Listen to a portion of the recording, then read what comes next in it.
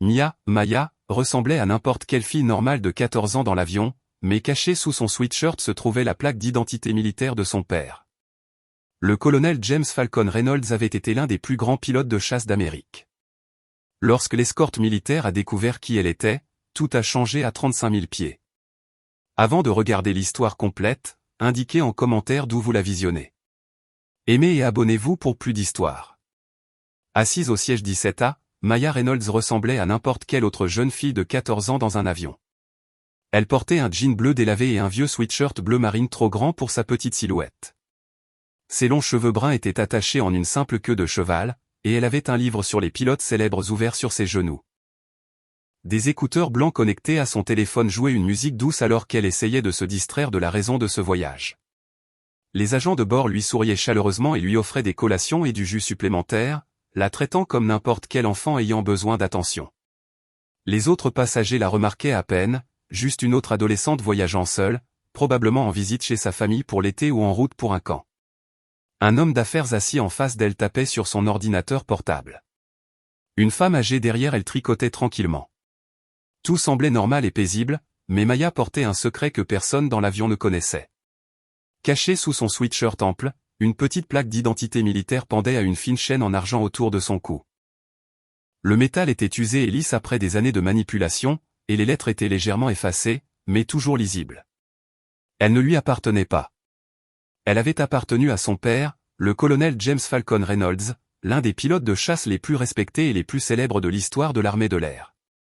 Le colonel Reynolds avait gagné son indicatif d'appel, Falcon, lors de sa première affectation en zone de combat, alors qu'il n'avait que 26 ans. Ce nom venait de sa vue incroyable et de sa capacité à repérer les avions ennemis à des distances impossibles, fondant sur ses cibles avec la vitesse et la précision d'un oiseau de chasse.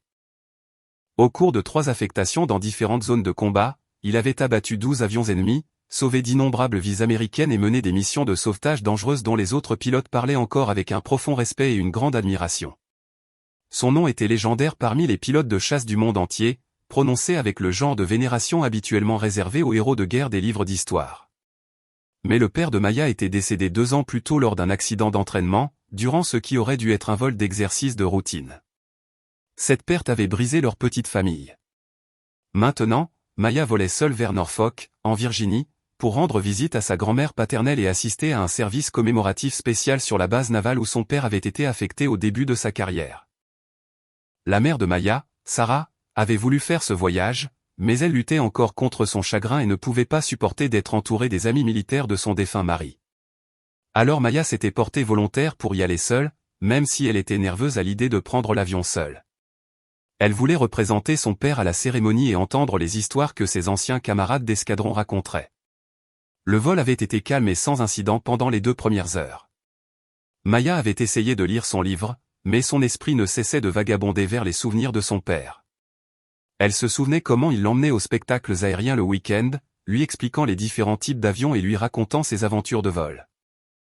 Il avait toujours fait en sorte que voler semble la chose la plus magique du monde. Puis la voix calme du commandant de bord s'est fait entendre par l'interphone, brisant le fil de ses pensées. « Mesdames et messieurs, nous rencontrons un trafic aérien inhabituel dans notre zone aujourd'hui. Des avions militaires escorteront notre vol pour le reste de notre trajet. Ce n'est qu'une précaution standard, et il n'y a absolument aucune raison de s'alarmer. Veuillez rester assis avec vos ceintures de sécurité attachées. » Maya regarda par son petit hublot et halta. 2 avions de chasse F-22 Raptor élégants volaient aux côtés de l'avion commercial, leur surface métallique grise scintillant comme de l'argent sous la lumière vive du soleil de l'après-midi. Ils maintenaient une formation parfaite, se déplaçant avec le genre de précision qui ne vient qu'après des années d'entraînement. Elle avait déjà vu des F-22 lors de spectacles aériens avec son père, mais jamais d'aussi près pendant un vol passager régulier. Cette vue fit battre son cœur d'excitation et d'une pointe de tristesse. Dans le cockpit du F-22 de tête, le major Rick Vipé Chin ajusta son casque et parla dans sa radio avec le professionnalisme précis d'un pilote expérimenté. « Contrôle, ici Vipé 1. Nous avons un contact visuel avec le vol United 447. L'avion maintient l'altitude et le cap approprié, nous demandons le manifeste des passagers pour un contrôle de sécurité de routine. » La voix du contrôleur aérien crépita en retour à la radio. « Parasite.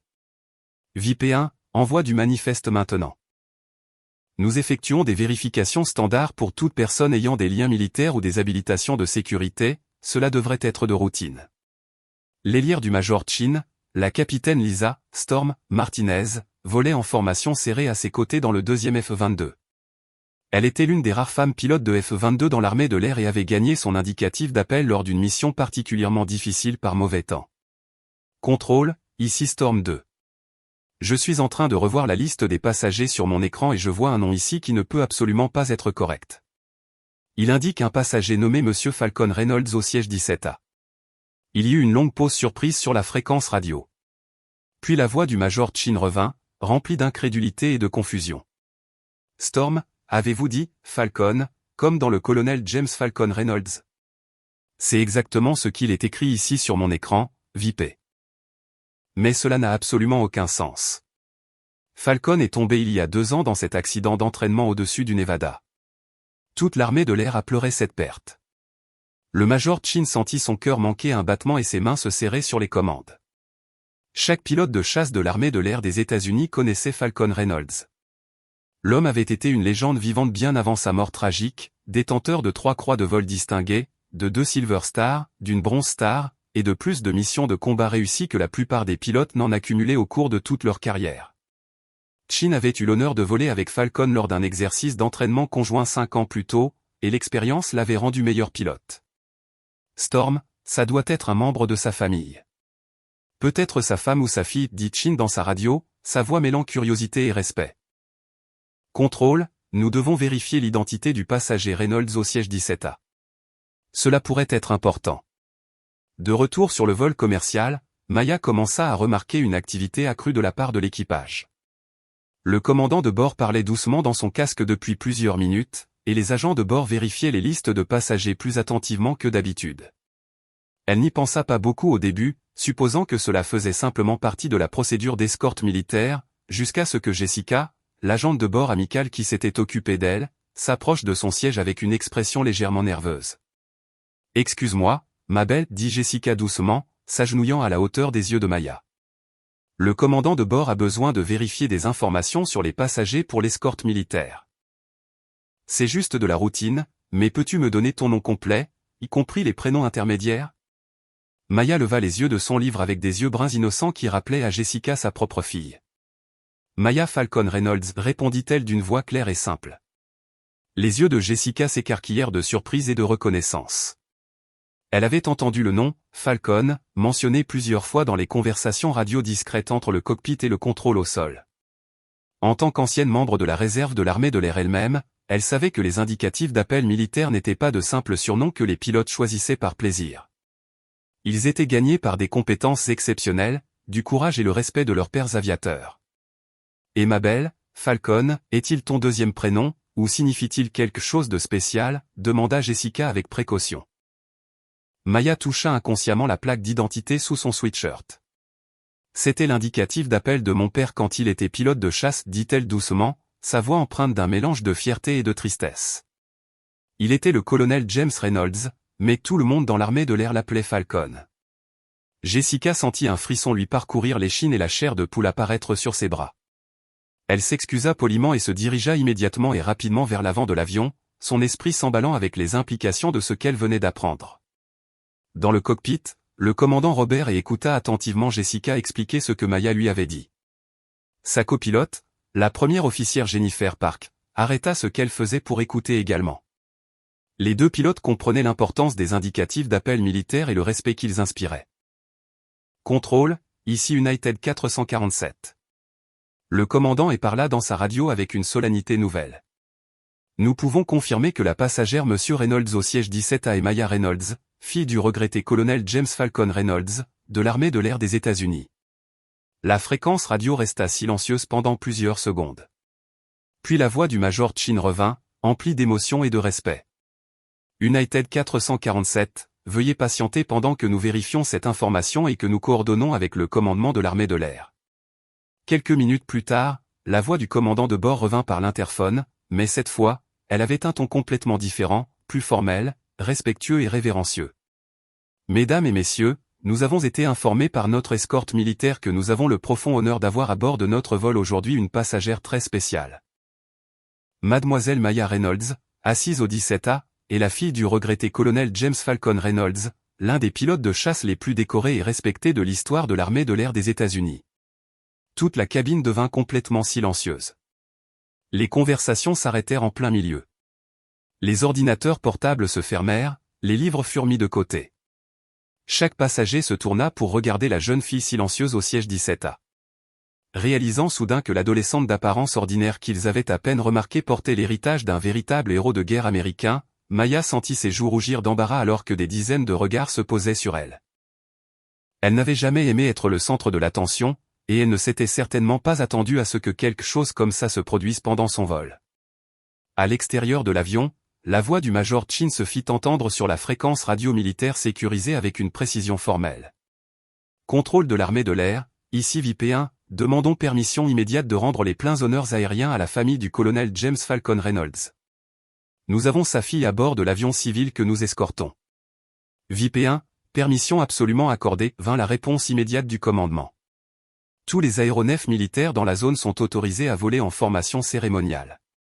Montrez à cette jeune femme le respect que son père a gagné et mérité. Ce qui se passa ensuite fit monter les larmes aux yeux de Maya et la marquerait pour le reste de sa vie. Les deux F-22 Raptor se mirent dans une formation spéciale que Maya reconnaissait des spectacles aériens. C'était la formation de l'homme disparu.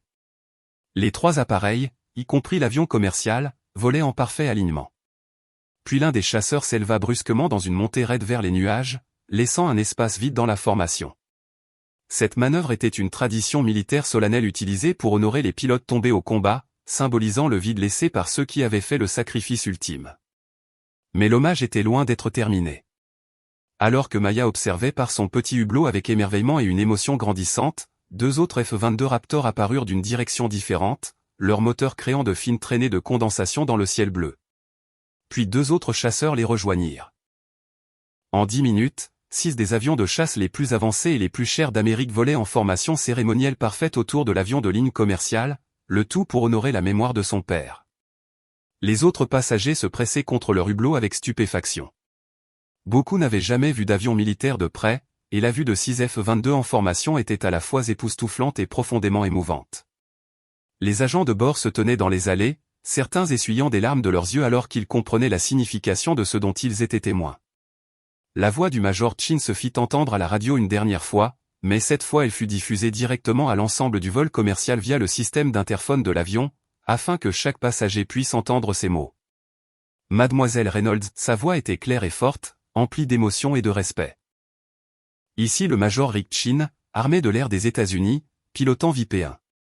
J'ai eu le grand honneur de voler en mission de combat avec votre père pendant l'opération Enduring Freedom en Afghanistan. Le colonel Falcon Reynolds a sauvé ma vie et celle de tout mon escadron à plus d'une occasion.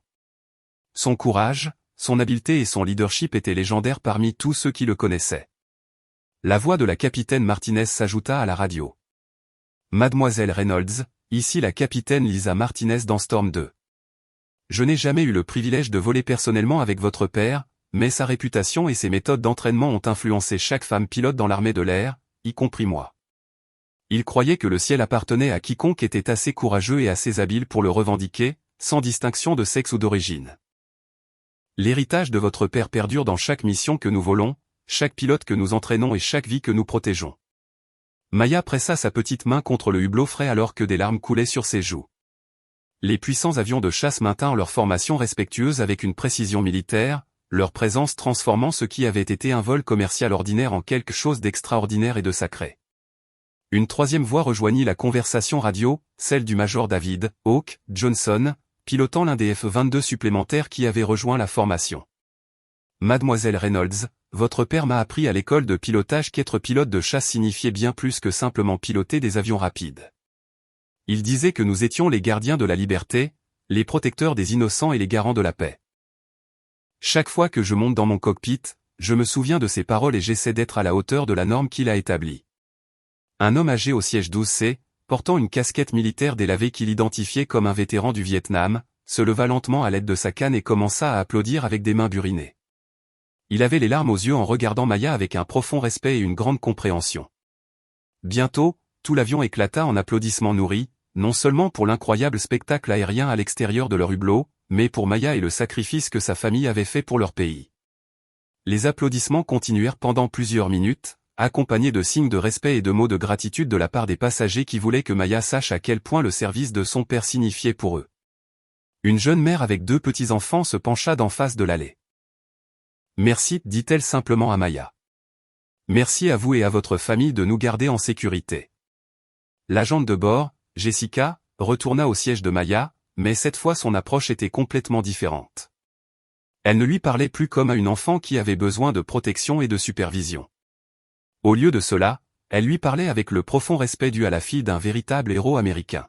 « Votre père devait être un homme incroyable, dit Jessica doucement, s'agenouillant à côté du siège de Maya. J'ai servi dans la réserve de l'armée de l'air pendant 8 ans, et même là-bas, nous connaissions tous le colonel Falcon Reynolds. Son nom était prononcé avec le genre de respect réservé aux meilleurs d'entre nous. » Maya hocha la tête, touchant la plaque d'identité usée sous son sweatshirt avec des doigts légèrement tremblants. « Il m'a toujours dit que voler ne consistait pas seulement à être dans le ciel ou à aller vite. Il disait que c'était à propos des gens que l'on protège au sol et des ailiers que l'on promet de ramener à la maison en toute sécurité. Il disait que le vrai travail d'un pilote était de s'assurer que les familles puissent dormir paisiblement la nuit. » Alors que la formation de F-22 continuait son escorte, Maya laissa son esprit divaguer vers d'innombrables souvenirs de son père. Elle se souvenait des samedis matins où il l'emmenait à la base pour observer les vols d'entraînement.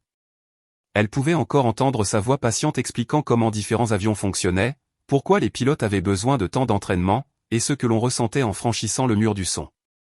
La chose la plus importante en tant que pilote, lui avait-il dit une fois alors qu'il regardait des F-16 s'entraîner au décollage, et de se souvenir que tu fais partie de quelque chose de bien plus grand que toi. Tu fais partie d'une fraternité qui s'étend au-delà des escadrons individuels, au-delà des bases individuelles, et même au-delà des guerres individuelles.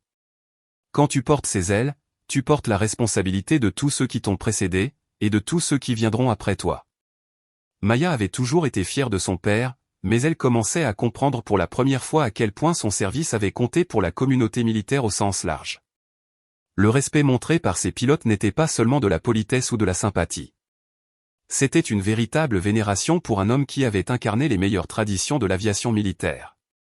Le vol en formation continua pendant 45 minutes supplémentaires alors que l'avion commercial approchait de la région de Norfolk. Les pilotes de F-22 maintinrent une position parfaite malgré le coût du carburant et la complexité de voler en formation avec un avion civil beaucoup plus lent. Il s'agissait clairement de bien plus qu'une simple escorte de routine. C'était un hommage sincère de toute la communauté des pilotes de chasse avant que les F-22 ne doivent retourner à leurs diverses bases pour faire le plein. Ils effectuèrent une dernière manœuvre à couper le souffle. Les 6 chasseurs grimpèrent brusquement dans le ciel clair de l'après-midi, leur moteur laissant d'épaisses traînées de condensation blanche sur le fond bleu profond. Alors que Maya et les autres passagers observaient avec étonnement, les traînées de condensation formèrent des lettres dans le ciel, écrites en caractères massifs visibles à des kilomètres. La calligraphie aérienne resta suspendue dans le ciel pendant plusieurs minutes avant que le vent ne commence à la disperser. Mais l'image resta gravée à jamais dans la mémoire de Maya. Elle prit plusieurs photos avec son téléphone, sachant qu'elle voudrait les montrer à sa mère et à sa grand-mère. Lorsque le vol United 447 atterrit finalement à l'aéroport international de Norfolk, Maya fut surprise et submergée de trouver un petit groupe distingué d'officiers de l'armée de l'air l'attendant à la porte d'embarquement. Ils n'étaient pas là pour des affaires officielles. Ils étaient là parce que la nouvelle s'était rapidement répandue dans la communauté très soudée de l'aviation militaire que la fille de Falcon Reynolds venait à Norfolk. La colonelle Sarah Mitchell, l'actuelle commandante de la base aérienne navale d'Oceana, s'approcha de Maya avec un salut militaire impeccable alors qu'elle montait la passerelle. La colonelle Mitchell était une figure impressionnante, grande, confiante, et portant un uniforme décoré de nombreux rubans et un signe qui racontait l'histoire d'une carrière distinguée. Mademoiselle Reynolds, dit la colonelle Mitchell avec un respect formel, au nom de l'armée de l'air des États-Unis, de la marine des États-Unis, et de chaque pilote qui sert aujourd'hui à la défense de notre nation, nous voulons que vous sachiez que l'héritage de votre père continue de nous inspirer et de nous guider chaque jour que nous prenons le ciel. Il était tout simplement l'un des meilleurs aviateurs et officiers que ce pays ait jamais produit. Maya se sentit submergée par cette attention formelle mais réussit à répondre poliment. Merci, madame. Mon père disait toujours qu'il était fier de servir avec des gens comme vous. Alors que Maya traversait le terminal de l'aéroport, accompagnée de ses nouvelles escortes militaires, elle réalisa que le fait d'être au siège 17 à ce jour-là avait fondamentalement changé quelque chose d'important dans sa vie. Elle n'était plus seulement une adolescente voyageant seule, essayant de faire face à la perte de son père. Elle était maintenant pleinement consciente qu'elle était la gardienne de l'héritage du colonel James Falcon Reynolds, et que toute la communauté de l'aviation militaire des milliers de pilotes, membres d'équipage et personnel de soutien étaient prête à honorer cet héritage chaque fois qu'elle en aurait besoin. La jeune fille silencieuse qui avait semblé si ordinaire et insignifiante à ses compagnons de voyage au début du vol portait en elle l'esprit vivant de l'un des plus grands pilotes de chasse d'Amérique.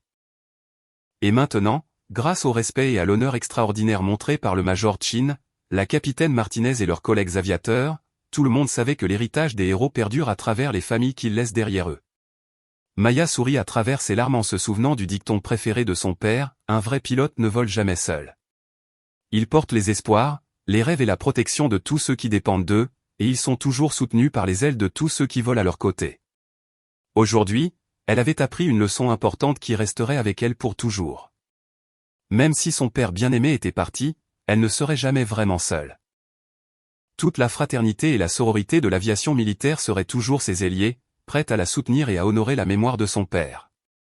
L'histoire de Maya Reynolds, la remarquable jeune fille du siège 17A, se répandit dans toute la communauté de l'armée de l'air en quelques jours, partagée dans les salles de briefing des escadrons, les clubs d'officiers et les écoles de pilotage à travers le pays.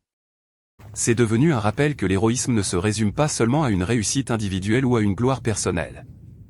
Il s'agit de l'impact durable qu'une personne dévouée peut avoir sur tous ceux qui suivent ses traînées de condensation.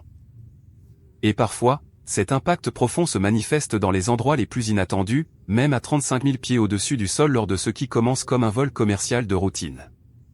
Des années plus tard, Maya deviendrait elle-même pilote, inspirée par ce jour inoubliable où le ciel s'était rempli des meilleurs chasseurs d'Amérique, tous volant en formation pour honorer la mémoire de son père.